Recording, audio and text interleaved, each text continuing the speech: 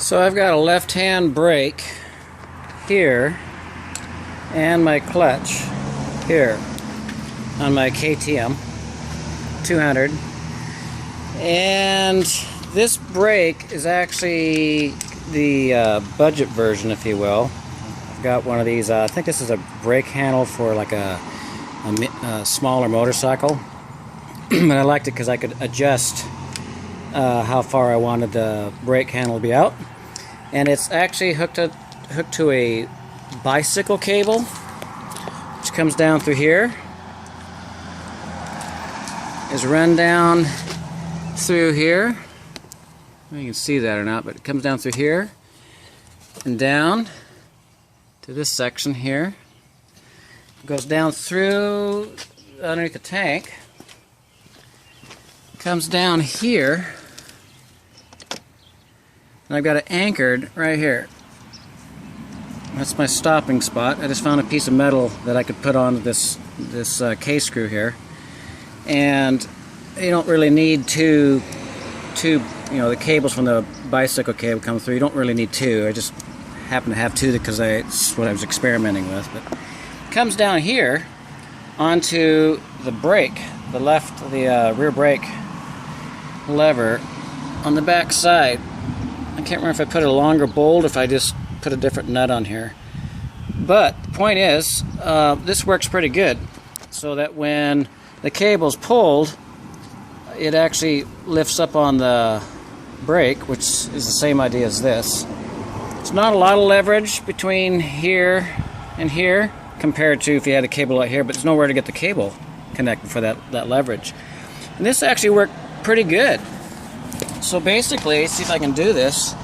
I pull on the brake lever, and let's get some focus going on here. Yeah, good old phone. But you get the idea. It actually pulls it up. Alright, we got some focus going on here now. And that'll be there. And here's since I'm doing this myself, but it actually lifts up on there, which is the same thing as pushing down the lever. And surprisingly, that works great for the left-hand brake and keeping your clutch. Some people eliminate their clutch and just eliminate that back brake, but I don't want to do that, because if I switch bikes and move around different bikes, I don't want my instincts to be struggling with what I am doing for braking.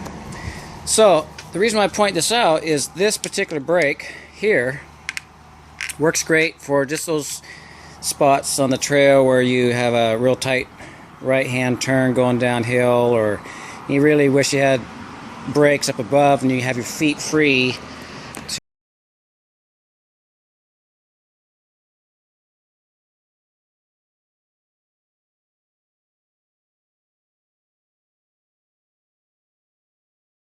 to navigate the trail. I'm going to put on a hydraulic brake. Let me show you it in the box. Alright, so we're going to put on this brake system here, and that is going to replace the bicycle cable concept, which works actually pretty good. I've been using it for a year or so, maybe 2 years, and it will come down and attach onto here, and I'll have a hydraulic left-hand rear brake as well as keeping the foot.